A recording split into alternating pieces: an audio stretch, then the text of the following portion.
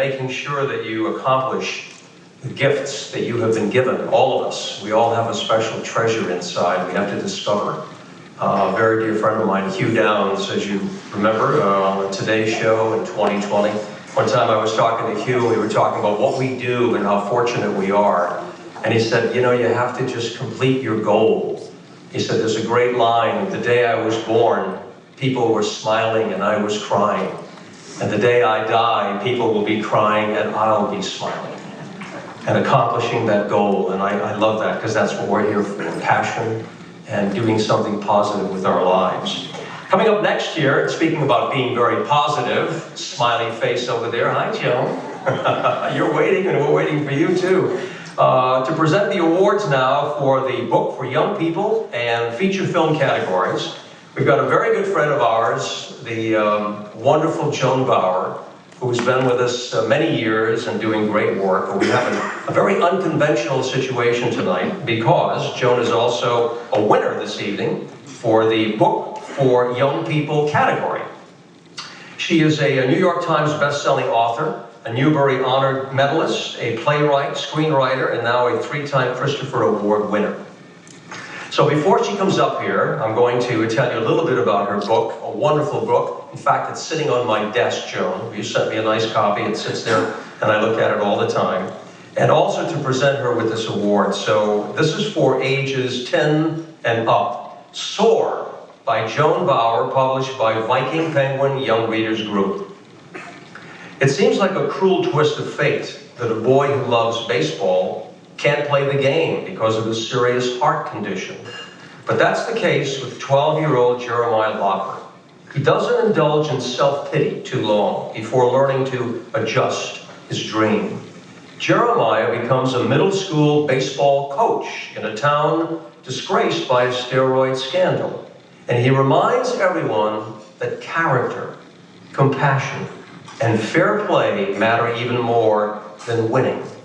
While also exploring themes of adoption and autism, this warm and witty novel will make readers' hearts soar on wings like eagles. Now to accept this wonderful award, a Christopher Award, and also to present our next 2 categories, please welcome the wonderful Joan Bauer. Come on up here. We love ya.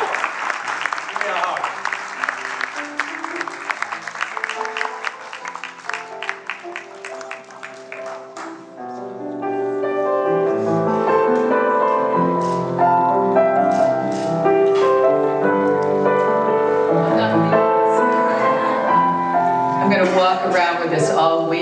Put it in strategic places. I'm so thrilled to be here. And before I present the awards for Young People's Lit, let me first of all find, where am I? Here I am, hold on. I want to tell you a story. I'm reminded of one of the most complicated school visits that I ever made a few years ago, when I was invited to go back to my old middle school to present to the kids there. I was terrified because I was a social zero at that school. I've got to tell you something. And I was convinced that all of my angst was still hanging in the hallway, you know, like emotional ectoplasm. And that everyone would know. But when I got there, they had a big party and they were so excited, and I thought, wow, it's taken me decades to get popular at this school. But there was a boy in the back during one of the festivities, and he raised his hand and he said, Mrs. Bauer, looking back over your entire life, do you have any regrets? And I thought, well, just this morning, you know, I had about 3. And I said to him, but you know, I do have a regret. When I was your age, oh man, I wish I had celebrated the things that I was good at. I wish I hadn't tried so hard to be somebody that I wasn't. And then there was another little girl who said, Mrs. Bauer, when you were our age, when you came to the school, did you know you wanted to be a writer? And I said, well, not exactly. I didn't really know that. But I'll tell you what I knew. I knew that I loved stories. And I knew that They taught me about the world, and I knew that. I didn't just love stories, and they taught me about the world. I needed them, and you know what? At this age, I still love stories. They still teach me about the world, and I still need them. And we are here to celebrate storytelling in all of these marvelous ways, from adult books to children's lit, to TV, to film. It's a wonderful thing. I'm reminded of Mr. Rogers, Fred Rogers, who was also an honoree several years ago. And he told the story that when he was a young boy and something hard would happen in the world, and I'm sure everyone agrees this is a complicated world that we are living in right now, that he would run into his mother crying and he would say, I'm scared, I'm scared. And she would always say to him, don't look at the scary stuff happening. Look at the people who are running to help. And that's good advice, I think, at any age. And I know that tonight, I am looking out at a lot of helpers here. A lot of you.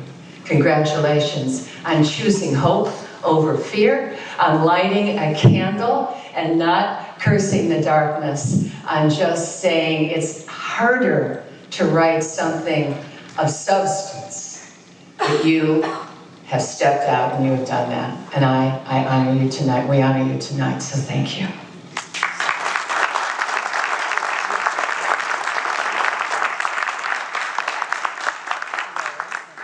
And now for preschool and up, Baby Wren and the Great Gift by Sally Lloyd-Jones.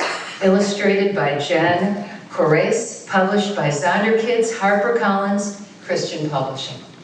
After leaving her nest to explore the surrounding canyon, a baby wren gets invited to go diving with a kingfisher, cartwheeling with ring-tailed cats, and soaring with eagles. But the baby wren feels inadequate because she can't do any of these things. And it isn't until she's moved by the beauty of a sunset that she discovers she has the unique ability to fill the sky with a joyful song, impressing all the creatures around her. Baby Wren and the Great Gift offers a delightful lesson that will help children get in touch with the special talents that God has given each of them. And we're pleased to have with us author Sally Lloyd-Jones.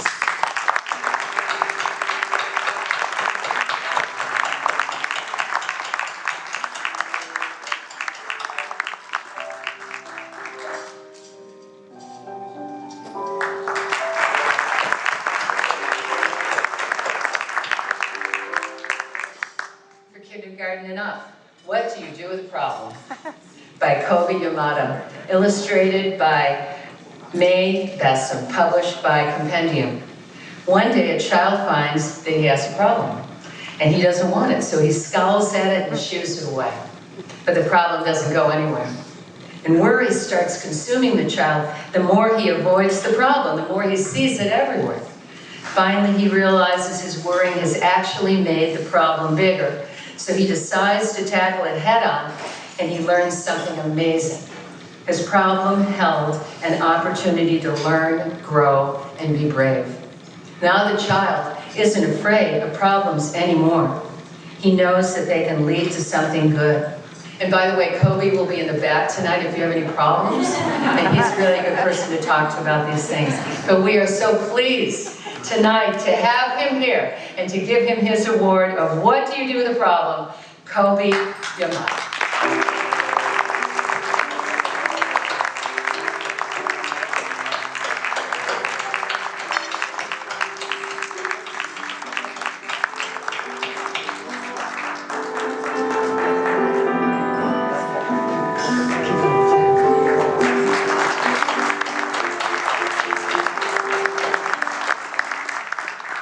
Ages 6 and up, Ida Always, by Karen Levis, illustrated by Charles Santoso, published by Athenium Books for young readers, Simon & Schuster. Gus and Ida are the Central Park Zoo's resident polar bears who are also the best of friends. They play together every day. They can feel the city's heartbeat all around them always. Then Ida's illness forces them to explore the challenging emotions of dealing with death and sensitively shows children how to deal with loss in their own lives. When Ida passes away, Gus misses her terribly, but he comes to feel her presence when he sits in the spot where she'd like to soak in the sun. And he knows that she is with him always. Please welcome the author of Ida Always, Karen Levis.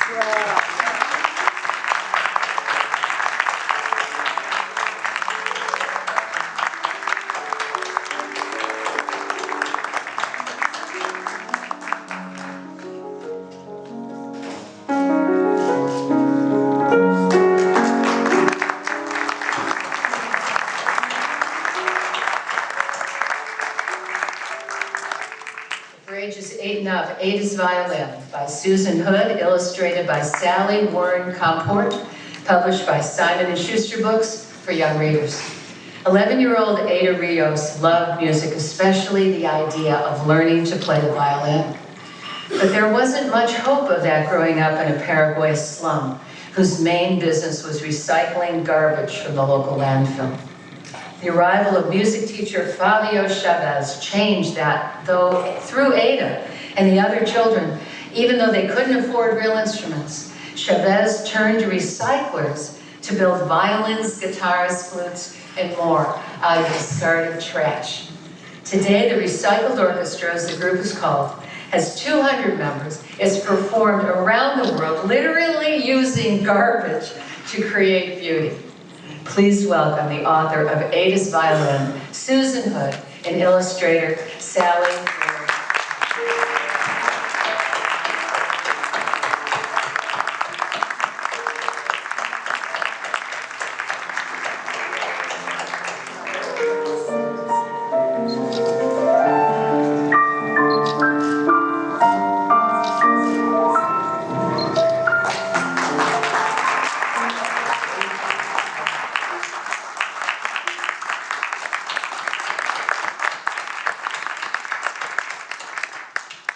And for young adults, Unbound by Anne E. Burr, published by Scholastic Press. Scholastic. A young slave girl named Grace can't stay silent when faced with the cruelty of her owners. So they take revenge by planning to sell her brothers and mother at an auction. And that prompts Grace and her family to escape into the Great Dismal Swamp, a wild wetland spanning the coasts of Virginia and North Carolina. Inspired by true stories of slaves who sought sanctuary in the same area, Unbound is a tense novel in verse about one family's courageous quest for freedom and dignity. And it's also a reminder, as Grace says, that the good Lord made this big, beautiful world for everybody. Please welcome author Anne E. Burr.